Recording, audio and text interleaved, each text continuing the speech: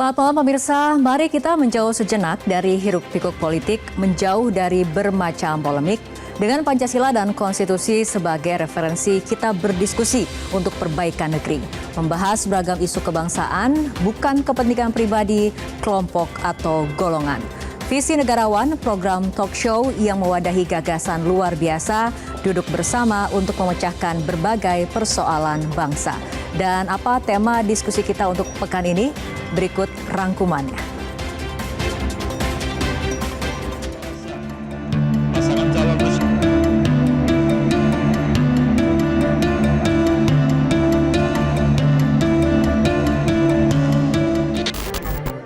Studi tentang kekuasaan merupakan pembahasan sentral ilmu politik. Guru Besar Ilmu Politik Miriam Budiarjo menjelaskan, kekuasaan adalah kemampuan mempengaruhi orang lain untuk berperilaku mengikuti keinginannya. Menurut Kamus Besar Bahasa Indonesia, kekuasaan dapat bersumber dari kewenangan atau kewibawaan. Baik karena kewenangan atau kewibawaan, selain mempengaruhi kebijakan negara, elit politik juga memiliki kekuasaan untuk mempengaruhi massa. Karenanya, elit politik juga bertanggung jawab untuk berperilaku sebagai negarawan, yaitu menempatkan kepentingan bangsa dan negara di atas kepentingan kelompok atau keluarga.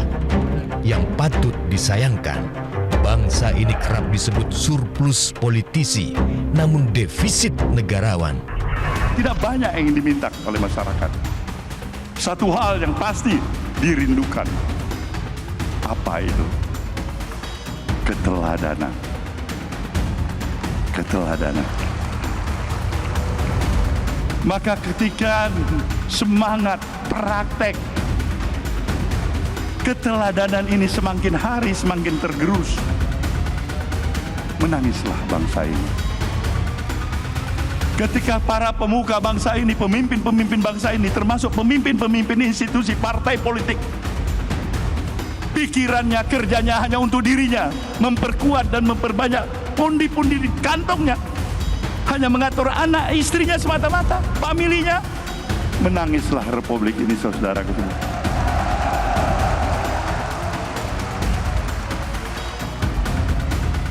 Kita perlu tetap mengingatkan semua kita, tanpa harus menyatakan kau yang salah dan terlalu cepat menyalahkan diri orang lain, tapi amat pelit dan medit menyalahkan dirinya sendiri. Wajar bila masyarakat berharap banyak dari seorang pemimpin nasional. Terpilih sebagai pemimpin nasional merupakan kemampuan yang cukup sensasional. Walau telah purna jabatan, pemimpin nasional tentu masih memiliki kapasitas pemikiran serta jaringan. Bila diberdayakan, mereka mungkin dapat membantu pemerintahan. Entah karena kontribusinya masih dibutuhkan atau sekedar sebuah penghormatan, muncul wacana paguyuban para mantan. Tentu bukan sembarang mantan, tetapi khusus bagi para mantan presiden. Wacana ini agaknya terinspirasi dari lembaga serupa di Amerika Serikat yang disebut President Club. Di negara Paman Sam, President Club bukan sebuah lembaga negara. President Club hanya kiasan untuk menggambarkan komitmen para mantan presiden membantu presiden yang tengah menjabat, terlepas dari rivalitas politik. Salah satu fokus kegiatan mereka adalah membantu transisi pemerintahan dan bekerja dari balik layar, seperti membantu mencairkan kebuntuan diplomasi dengan melobi pemimpin negara asing, atau menggalang dukungan politik di dalam negeri terhadap sebuah kebijakan pemerintah. Mereka juga turun tangan, membantu pemulihan bencana, atau tampil bersama untuk menggalang persatuan nasional. Apakah paguyuban para mantan presiden Indonesia perlu dilembagakan sebagai lembaga negara? Lalu bagaimana dengan struktur tata negara kita?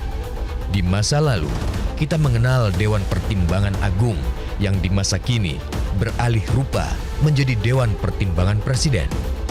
Apa peran yang kita harapkan dan dapat dimainkan para mantan presiden?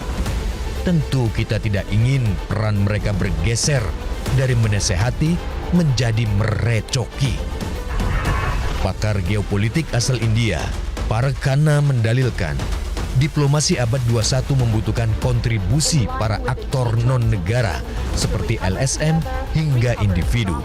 Namun pengamat kebijakan publik Amerika Serikat, Alex Doville mengingatkan, para mantan presiden tidak hanya menggunakan pengaruh dan jaringannya untuk mendukung politik luar negeri pemerintah, namun juga kerap menentang kebijakan pemerintah.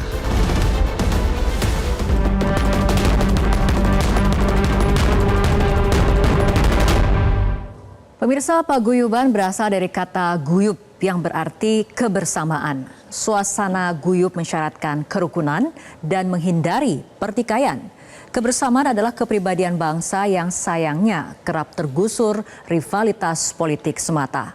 Panas dingin relasi mantan dan calon mantan presiden menyulut keprihatinan hingga dirasa perlu merajut keguyuban.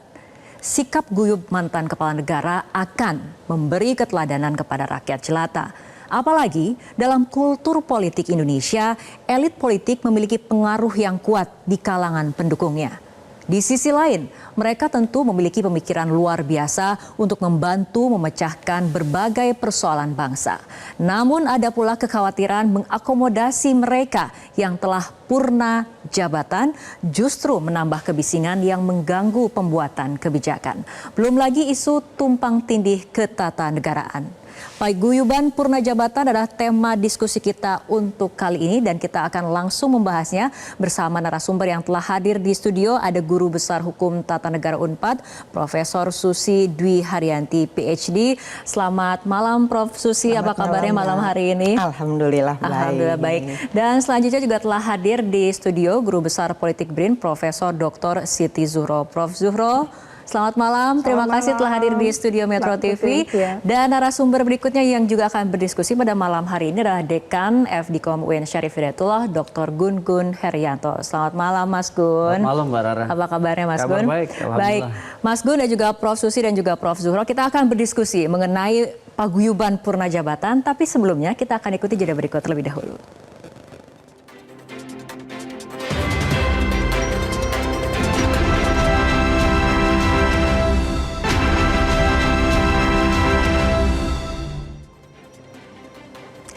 Pemirsa, sebelum kita berdiskusi, kita akan langsung lihat jejak pendapat sederhana yang telah dilakukan melalui media sosial. Kita lihat hasilnya. Ada pertanyaan mengenai apakah Presiden membutuhkan lembaga penasihat khusus. Ternyata hasilnya mayoritas responden menilai Presiden membutuhkan lembaga penasihat khusus. Ini ada 78% yang mengatakan seperti itu. Sementara yang mengatakan tidak membutuhkan ada 22%. Kita akan langsung ke Mas Gun Gun. Mas Gun Gun, sebagai forum silaturahmi, seberapa prospektif sih sebetulnya para mantan presiden ini mau duduk bersama untuk kepentingan bangsa? Kalau secara sosiokultural ya, itu kan kita memang punya tradisi masyarakat paguyuban. Harusnya itu jadi modal sosial. Tetapi dalam konteks politik itu banyak sekali barrier ya. Kekuatan yang terfragmentasi itu yang pertama. Kemudian yang kedua, kepentingan-kepentingan temporer. Seperti misalnya kepentingan elektoral. Kerap kali punya efek bawaan ya pada saat misal transisi pemerintahan. Itu sejarah transisi pemerintahan kita dari Soekarno ke Soeharto dan setelahnya sampai periode Pak Jokowi itu memang berjalan kurang mulus dari sisi keberlanjutan dalam komunikasi politik.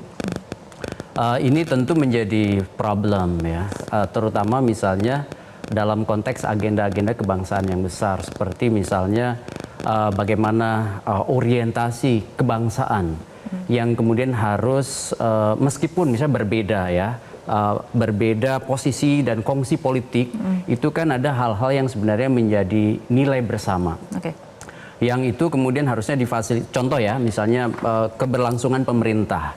Itu kan dari satu rezim ke rezim berikutnya ada hal-hal yang sebenarnya untuk hal yang lebih besar yang disebut dengan kepentingan publik, itu harus kemudian komunikasi tetap berjalan. Tetapi kita bisa melihat misalnya pada saat Ibu Mega ke Pak SBY atau pada saat Pak SBY ke Pak Jokowi. Itu ada namanya gap komunikasi politik. Dan kalau kita perhatikan misalnya, kita Mbak Wiwi ya, Mbak Susi, kita melihat misalnya ada dua hal nih. Pertama, kerap kali upaya-upaya komunikasi politik itu kerap di downgrade. Maksud saya begini, ada upaya misalnya penyeragaman, itu juga nggak benar juga. Jadi komunikasi politik itu membangun respect, betul, understanding, pemahaman bersama, goodwill, niat baik untuk bekerja sama, termasuk juga bagaimana misalnya mentransformasikan ya hal-hal yang sudah baik dari bangsa ini ke depan. Nah, tetapi kemudian kalau jatuhnya adalah pada power sharing, misalnya seringkali kita kan dengar kata rekonsiliasi, tetapi makna rekonsiliasinya mengalami reduksi. Contoh misalnya, rekonsiliasi dimaknai satu gerbong, berarti ada penyeragaman dengan treatment power sharing. Itu menurut saya juga harus dikritik. Tidak harus selalu bahwa komunikasi yang terbangun baik itu semua masuk ke dalam. Kenapa? Sebagai negara demokrasi kita tentu kan butuh kekuatan penyeimbang, sehingga tidak harus semua masuk ke dalam kabinet gitu. Mungkin Prof. Zuhro ada tanggapannya tentang tadi yang dikatakan oleh Mas Bim? Ini kalau kita melihat Indonesia ya, memang Indonesia itu punya kekhasannya. Khususnya kalau kita lihat pemilu terakhir ya, 2024 ini menunjukkan memang ada komunikasi politik yang tidak fluid gitu ya. Tidak seluruhnya smooth. Karena memang untuk berkomunikasi politik yang cair ya, yang fluid tadi itu membutuhkan kematangan politik, membutuhkan kedewasaan politik, dan membutuhkan wawasan gitu ya, politik yang cukup gitu. Sehingga ketika antar elit melakukan komunikasi, apalagi ada istilah paguyuban gitu ya, purna bakti dari RI 1 gitu. Itu memang yang namanya menjadi presiden itu kan asumsinya adalah sosok yang terpilih, sosok yang matang, pengalaman, dan sudah dianggap knowledgeable gitu ya, sosok yang knowledgeable, sehingga ketika berkomunikasi itu setara, sehingga nyambung gitu, tanpa harus membawa masalah yang sangat individual gitu. Baik, Prof. Zuhro, tapi kan selama ini sebetulnya dari segi presiden sendiri sudah ada belasan staf sus presiden, ada juga kemudian Wantipres, ada KSP, Seskap, Sesnek, belum lagi kemudian ada rekomendasi dari Kementerian Teknis. Apakah memang dibutuhkan sebanyak itu pembisik bagi presiden? Iya, itu kelebihan presiden ya. Kapan itu presiden mengatakan saya itu mendapat laporan dari ini, dari itu berarti banyak sekali. Masalahnya sekarang seberapa efektif masukan-masukan tadi itu dan dikoordinasikan dengan sangat profesional gitu ya, sehingga disaring sedemikian rupa gitu ya, tingkat validitasnya, tingkat akurasinya sampai ke presiden itu tidak boleh menceng-menceng, itu harus betul-betul proper, utuh kan gitu. Itu yang kita harapkan. Maka memang sekarang itu tinggal menata ulang bagaimana koordinasi antar beberapa lembaga yang disebutkan tadi itu agar ketika sampai ke presiden gitu ya, dan mewakili presiden siapapun itu yang berbicara proper, tidak ada silang sengkarut. Nah mulai silang sengkarut, Prof. Susi, dilihat dari struktur tata negaranya ini tumpang tindih tidak sih jadinya? Kalau saya melihat ini kan sebetulnya kita harus beranjak pada tujuan negara Indonesia ya. Bagaimana kemudian tujuan negara itu dapat dicapai, itu tentunya melalui fungsi-fungsi yang itu kemudian dijalankan oleh berbagai lembaga negara dan lembaga pemerintahan. Dan lembaga negara itu adalah lembaga-lembaga yang antara lain diatur di dalam Undang-Undang Dasar. Dan kita melihat bahwa ada lembaga-lembaga di dalam lingkungan jabatan kepresidenan, yaitu ada kementerian, kemudian ada Sekap, kemudian ada staf sus, kemudian ada apalagi KSP ya, staf presiden. Nah, di antara lembaga-lembaga itu kalau secara hukum tata negara ada yang dia dikualifikasi sebagai lembaga negara dan lembaga pemerintah, dia merupakan lembaga-lembaga struktural. Tetapi ada juga lembaga-lembaga seperti staf sus presiden, itu bukan lembaga struktural, tetapi itu adalah lembaga non struktural. Persoalan kita bukan hanya pada banyaknya lembaga itu dengan fungsi yang berpotensi untuk tumpang tindih, tetapi yang menjadi persoalan lagi buat kita adalah pengisian jabatan untuk masing-masing lembaga tersebut. Jangan sampai pengisian jabatan untuk jabatan-jabatan non struktural seperti staf sus, kemudian juga staf presiden, itu kan memang lembaga-lembaga yang dibentuk khusus untuk melayani presiden. Misalkan staf sus itu kan dia diberi tugas-tugas khusus oleh presiden. Jangan sampai kemudian pengisian jabatannya itu adalah pengisian jabatan yang diisi oleh orang-orang yang memang menjadi pendukung presiden, yang pada akhirnya akomodatif, yang pada akhirnya itu bisa mengganggu berjalannya fungsi-fungsi penyelenggaraan negara dan pemerintahan. Oke, baik. Profesor, kita akan lanjutkan kembali perbincangan, tapi kita harus ikuti jeda berikut terlebih dahulu.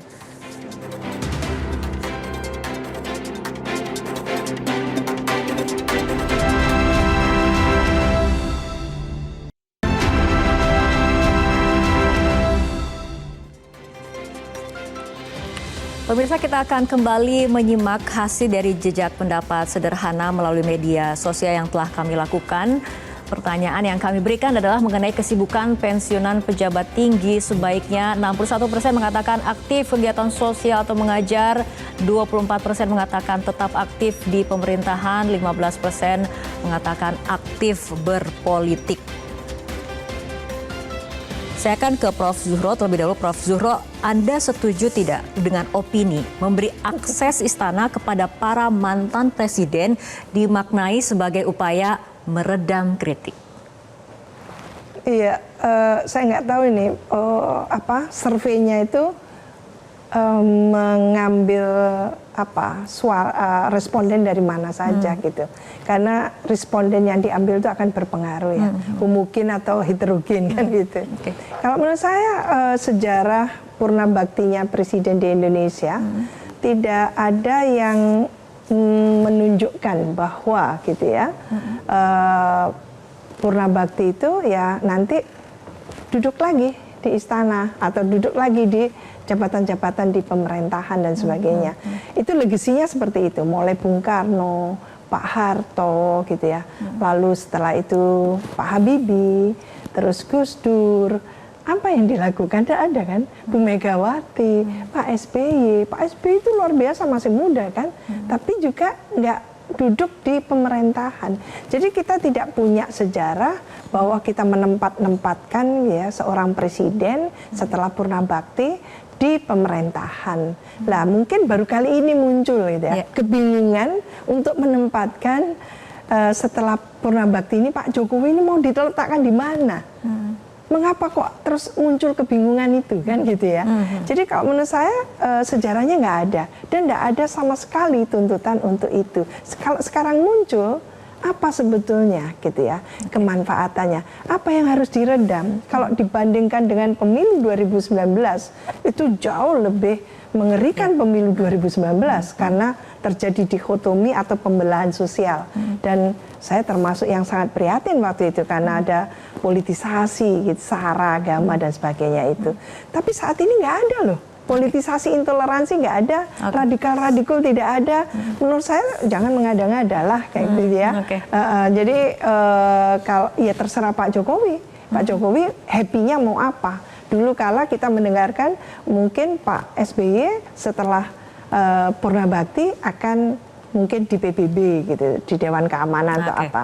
Nah, itu ceritanya. Tapi kalau Pak Jokowi kita nggak tahu dari Pak Jokowi sendiri itu maunya apa gitu.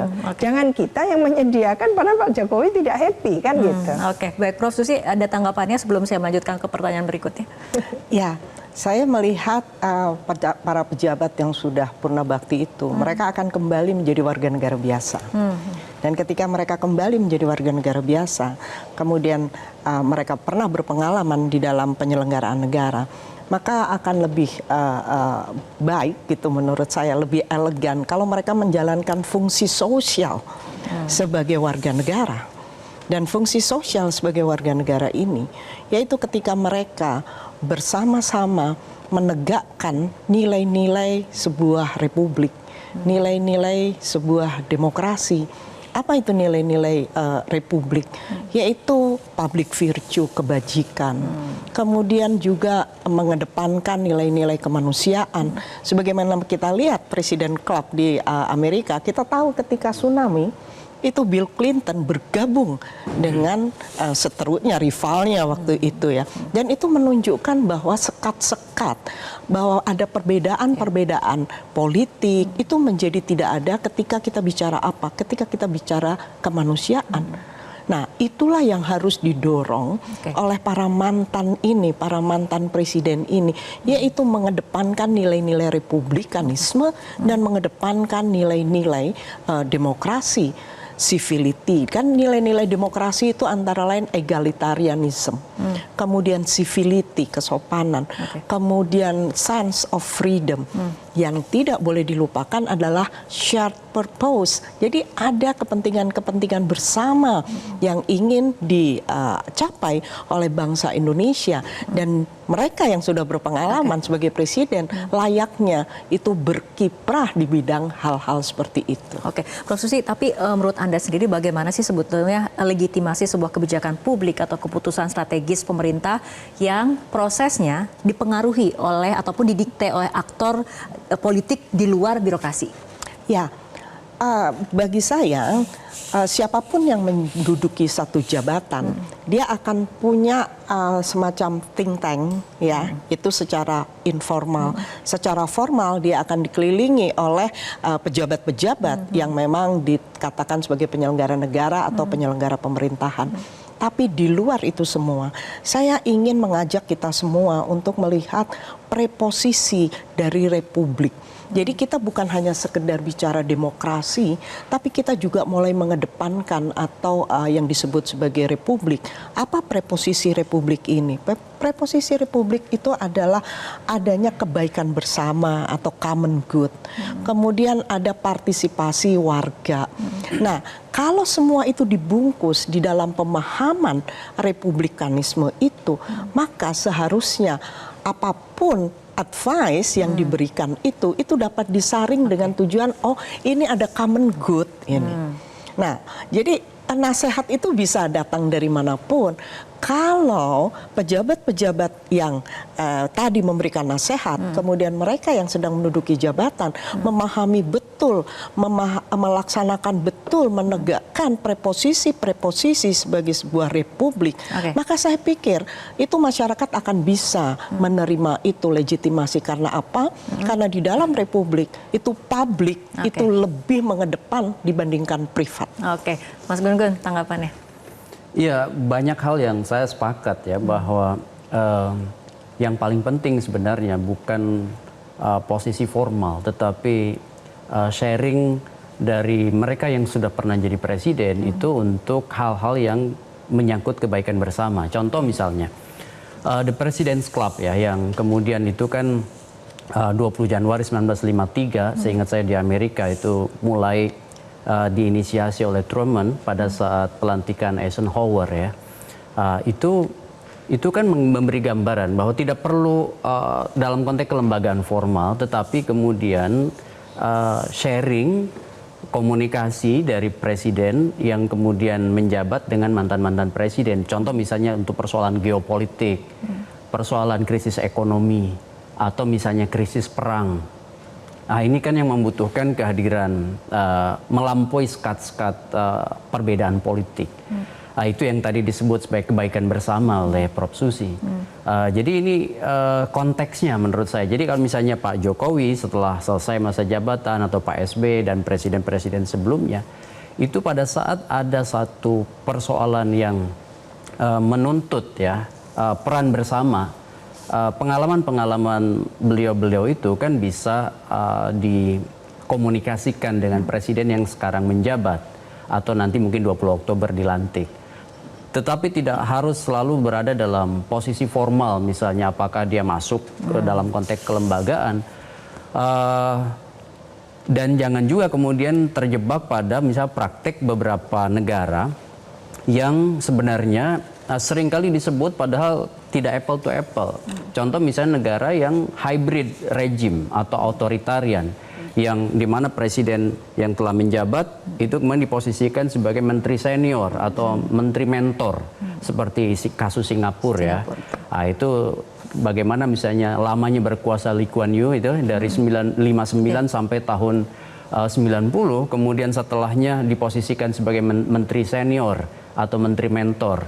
Ini kan tentu praktik itu tidak harus selalu diikuti. Kenapa? Karena betul dia punya posisi dan sangat signifikan perannya, tetapi kemudian kita lihat konteks demokrasinya sangat berbeda. Tapi gitu. dari gambaran Anda, bayangan Anda, apakah pemerintahan ke depan akan seperti itu, Mas? Nah, saya agak khawatir kalau kemudian itu yang diadopsi gitu.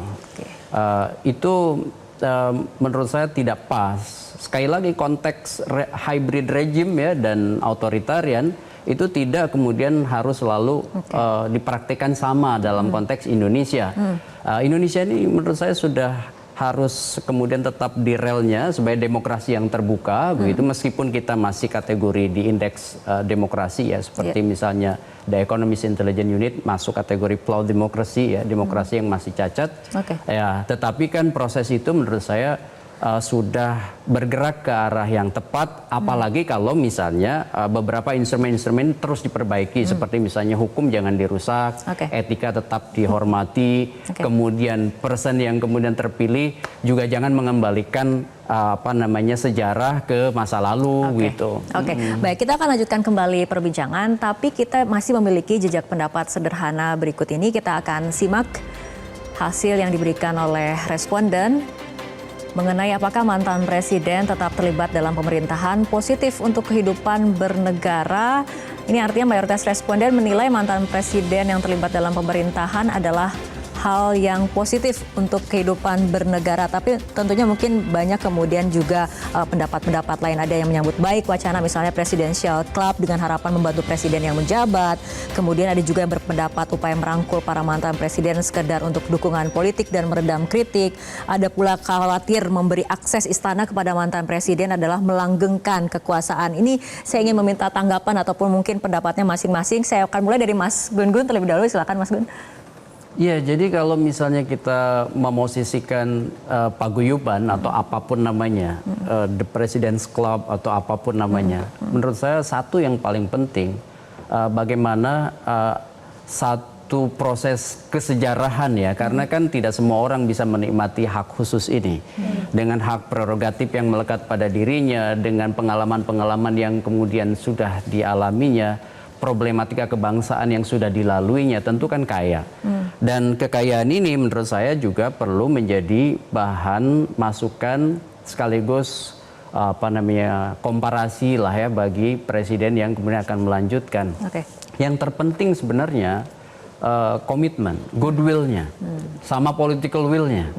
Itu jangan kemudian justru niat baik dan niat politiknya itu dari awal kemudian memang tidak berada dalam posisi yang sama seperti kita harapkan.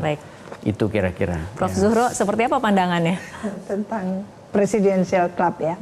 Iya, memang kemarin itu memang hangat dan kelihatan menimbulkan respon-respon gitu ya. Tapi belakangan ini kayaknya sudah reda gitu. Jadi ganti lagi gitu. Ada kosakata yang lain yang diucapkan jadi ganti. Jadi politik kita ini agak dinamis Mbak Fitri, sangat dinamis. Oleh karena itu mungkin testing the water tentang Presidential Club itu. Saya menerjemahkan bahwa sebetulnya antar para elit khususnya yang sudah purna bakti ini ya semacam masih ada komunikasi gitu loh. Perlu ada komunikasi meskipun tidak harus dilembagakan tadi itu. Karena dilembagakan malah riwah nanti. Dan kita punya kekhasan originalitas kita adalah musyawarah mufakat. Jadi itu saja ya, dengan musyawarah mufakat bertemu, ya tentu tidak harus sempurna, harus semuanya gitu kan. Kalau nggak mau apa kan gitu. Ya sudah yang ada gitu dihimpun, yang masih suka mungkin dengan berjalannya waktu itu akan reda sehingga bisa gitu ya menyertakan seluruhnya. Yang di bangsa ini memang saya setuju bahwa peran dari keteladanan itu sangat penting. Peran dari contoh itu, teladan tadi itu, mengapa penting? Karena masyarakat ingin meneladani. Nah, dalam konteks masyarakat ingin meneladani dan katakan kita butuh guyup gitu ya. Jadi tidak elitnya saja yang guyup, masyarakatnya juga ikut kan gitu. Ikut berperan penting dalam pembangunan itu. Ya, menurut saya ini perlu gitu ya. Ada antisipasi yang luar biasa. Jangan sampai ada rasa masa bodoh gitu ya dari masyarakat. Lah, itu yang mungkin perlu direpresentasikan oleh elit-elit yang tidak hanya presiden menurut saya, yang sudah mantan presiden, kan ada mantan wakil presiden juga kan gitu ya. Lalu juga ada tokoh-tokoh yang memang ditokohkan oleh masyarakat. Lah itu tokoh-tokoh dari agama, tokoh adat dan sebagainya. Dan kita punya kekhasan itu. Jadi tidak harus disebutkan presidential club gitu ya, tapi ini adalah berhimpunnya para suri teladan. Itu lebih asik lagi kita mendengarnya gitu kan. Baik, kita ke Prof. Susi. Tadi Mas Gun-Gun berbicara mengenai goodwill dan juga political will. Prof. Zuhro highlight mengenai ini mungkin testing the water dan mengenai keteladanan. Nah, dari Prof. Susi sendiri seperti apa pandangannya? Ya, dalam kesempatan ini saya selalu ingin menggabungkan bahwa Indonesia itu adalah negara republik demokratis. Ya. Bagaimana dia republik yang demokratis itu bisa berjalan dengan baik? Dari pengalaman Amerika misalkan, itu membutuhkan mutual respect. Jadi membutuhkan respect gitu ya, yang timbal balik. Respect yang timbal balik. Kemudian membutuhkan apa? Institutional forbearance. Jadi semacam literalnya kesabaran institusi. Nah, kalau mutual respect, kesabaran berbagai institusi itu terjadi seperti presidential club di Amerika, kita bisa lakukan itu. Maka apa yang digagas, yang diinginkan, itu mungkin bisa tercapai. Tetapi pertanyaan yang penting di Indonesia, apakah mutual respect itu ada? Oleh karena itu pertanyaan-pertanyaan mengenai gagasan Presiden Club Indonesia tadi, apakah memang genuine? Itu kan menjadi penting bagi rakyat. Karena apa? Karena politik itu adalah arena dignity sebetulnya, yang mengutamakan kesejahteraan umum. Tetapi apakah selama ini politik di Indonesia memang betul-betul memperlihatkan arena dignity itu? Oleh karena itu ketika gagasan-gagasan muncul dari mereka yang berasal dari partai politik, kemudian menduduki jabatan, maka rakyat bertanya-tanya, apakah betul ini genuine?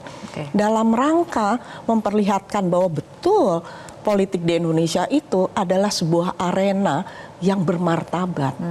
Karena apa? Karena ketika kita bicara mengenai politik yang bermartabat itu, maka moralitas politik di elit itu seharusnya bertemu dengan moralitas politik kewargaan.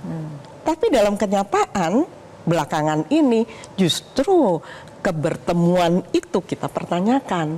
Nah, oleh karena itu gagasan apapun masyarakat akan menilai sampai sejauh mana memang ini genuine untuk masyarakat, genuine untuk negara, bukan untuk kepentingan-kepentingan tertentu. Oke, baik. Kita akan masih membahas mengenai topik kita untuk malam hari ini, Prof. Susi, Mas Gun dan juga Prof. Zuhro, tapi kita ikuti jeda berikut terlebih dahulu.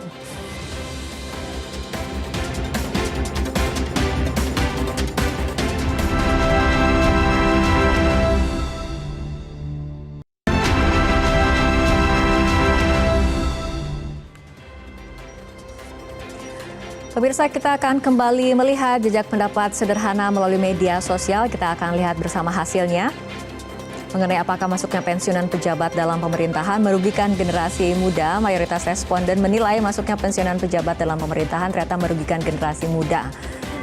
Nah, ini saatnya kita bicara mengenai kaderisasi dan juga regenerasi. Pertanyaannya sama untuk Prof. Zuhro, Mas Gun dan juga Prof. Susi. Kita mulai dari Prof. Zuhro terlebih dahulu. Pandangannya seperti apa mengenai kaderisasi dan juga regenerasi ini, Prof? Iya, ini kan kalau menurut hasil pemilu kemarin yang menggunakan hak politiknya itu lebih banyak generasi muda. Pemilih pemula dan muda itu sekitar 60-an%. Jadi menurut saya banyak sekali sudah dari Gen Z, Gen Y gitu ya.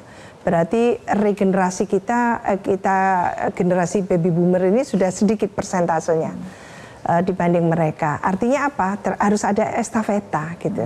Tapi estafeta tadi itu betul-betul menjalani proses kaderisasi yang disyaratkan, bukan lompat-lompat ya, bukan lalu tiba pilkada tiba akal diusulkan gitu, tidak seperti itu. Maka kita akan tetap saja hanya atas nama generasi muda tapi tidak qualified. Kita harapkan estafeta tadi itu dilakukan secara sempurna oleh partai politik sebagai penyedia kader, calon-calon pemimpin baik di cabang kekuasaan legislatif, eksekutif maupun yudikatif. Maka partai ini yang menjadi rumah pertama yang akan mengkader gitu ya, melalui kaderisasi lalu mempromosikan kader-kader tadi itu kan itu. Lah, memang idealnya seperti itu, sehingga promosi kader tadi itu juga dilakukan secara proper supaya tidak didominasi oleh rekrutmen dengan cara yang non merit system. Artinya apa? Lebih nepotisme, lebih mungkin kekerabatannya, pertemanannya gitu ya. Dan rekrutmen yang betul-betul harusnya memberikan hak otonom pada kader-kader itu. Nah ini yang nantinya akan memajukan partai itu sebetulnya. Dan partai itu akan besar dengan sendirinya karena dihuni oleh SDM, politisi-politisi, kader-kader tadi itu yang betul-betul mumpuni dia di semua, bisa dikirim di semua cabang kekuasaan dan bahkan di badan, di komite dan sebagainya. Nah kita harapkan itu. Nah yang saat ini terjadi adalah estafetanya itu masih menunggu karena mungkin suksesi untuk di Pilpres gitu ya. Tidak terlalu banyak ya orang muda, dalam arti masih menyisakan baby boomer ikut lagi kan gitu. Istilahnya masih ada lo lagi kan gitu. Nah, maka untuk yang akan datang kelihatannya betul-betul kompetisi untuk orang-orang muda ini. Tapi tentu orang-orang muda yang tidak pakai mengubah di Mahkamah Konstitusi lah ya. Ada regenerasi yang betul-betul dipersiapkan dengan baik ya. Bukan regenerasi yang katakan menimbulkan kontroversi. Jadi kita cukup mengambil satu pelajaran penting dari pemilu 2024 bahwa partai-partai politik ditantang untuk melakukan kaderisasi dengan baik, menyediakan kadernya gitu ya, tidak kehabisan kader tadi itu, sehingga ketika pemilu betul-betul kita disuguhi oleh calon-calon pemimpin baik di nasional maupun di daerah itu yang yang qualified. Oke, baik. Mas Gun sepakat atau ada pandangan lain? Ya bagi saya gini ya, birokrasi pemerintahan itu kan sifatnya itu sistem ya. Saya ingat tulisan Wilfredo Pareto tuh. Itu sirkulasi elit itu kan bersifat mutual interdependent. Oleh karena itu satu bagian berubah maka bagian lain biasanya terpengaruh. Oleh karena itu konteksnya Pak Rara bukan soal tua dan muda, ya kan? Tetapi soal orang yang tepat dengan posisi yang tepat gitu, sehingga kemudian memperbaiki sistem. Dan kalau misalnya pemilihan orang sekalipun muda tapi watak atau karakternya misalnya merusak sistem, itu kan juga berbahaya untuk Indonesia di masa mendatang. Oleh karena itu yang paling penting sebenarnya adalah bagaimana misalnya partisipasi berjalan baik, konvensional maupun non konvensional. Rekrutmen politik itu juga berjalan dengan baik. Penempatan orang, apalagi misalnya di fase krusial seperti proses pembentukan pemerintahan, menteri yang tepat misalnya untuk leading sektor yang tepat gitu ya, itu menurut saya menjadi penting.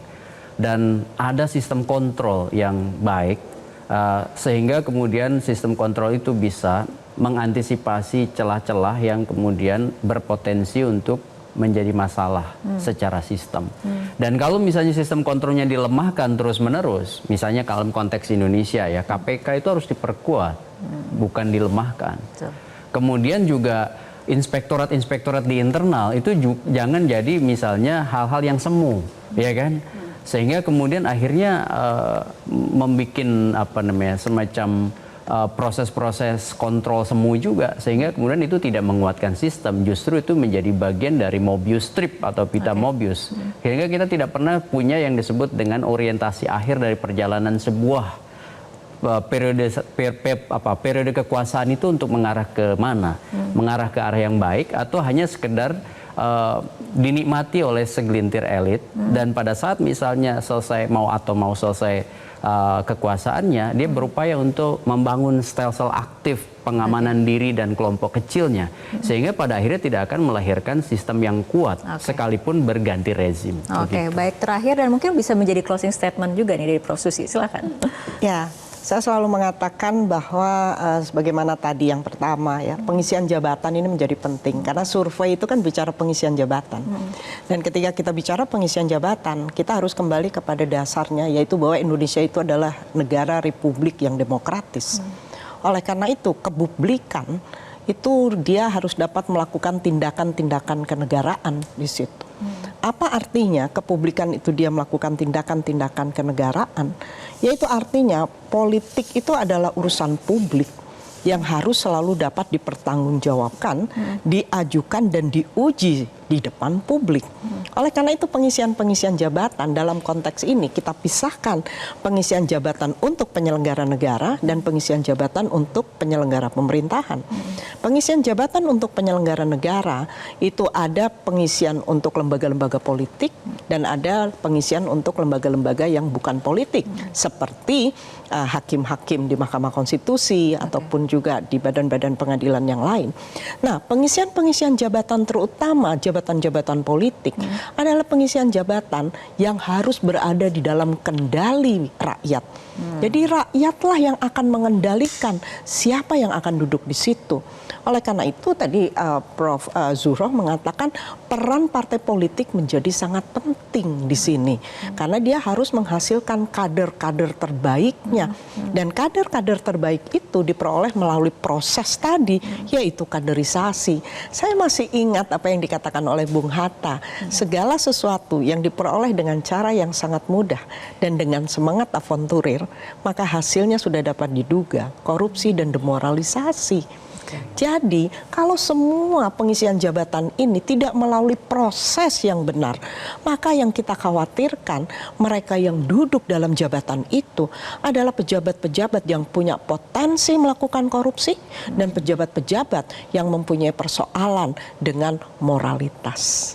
Dan kita tidak ingin negara Republik Indonesia menjadi seperti itu, diisi oleh pejabat-pejabat semacam itu. Baik, diskusi yang sangat menarik sekali dengan topik paguyuban Purnajabatan. Terima kasih Prof. Susi, Prof. Zuhroh dan juga Mas Gun-Gun. Terima kasih telah berdiskusi dan berbincang dalam Visi Negarawan untuk malam hari ini. Pemirsa, Presiden Amerika Serikat Abraham Lincoln menyatakan demokrasi adalah pemerintahan dari rakyat, oleh rakyat, dan untuk rakyat. Di negara monarki, penguasanya adalah keluarga pewaris tahta. Penguasa di negara demokrasi berasal dari rakyat. Sistem politik Indonesia mengatur rotasi kekuasaan 5 tahun sekali dan boleh diperpanjang maksimal 1 periode lagi. Bila waktunya tiba, setiap penguasa seharusnya kembali menjadi rakyat jelata. 1 dekade adalah rentang waktu cukup memadai untuk membangun jejaring kekuasaan abadi. Dengan sistem presidensial, kewenangan presiden sangat luas. Melalui manipulasi regulasi politik, endorsement, dan hutang budi, pemerintahan demokrasi dapat disesatkan menjadi tirani. Dalam puisi berjudul Zaman Kemajuan, Gusmus menyebut ada republik, rasa kerajaan. Kita butuh regulasi memadai agar kekuasaan itu dapat dibatasi. Kita harus mengawal negeri ini tetap menjadi negara demokrasi. Saya Fitri Megantara, terima kasih atas kebersamaan Anda. Selamat malam, sampai jumpa.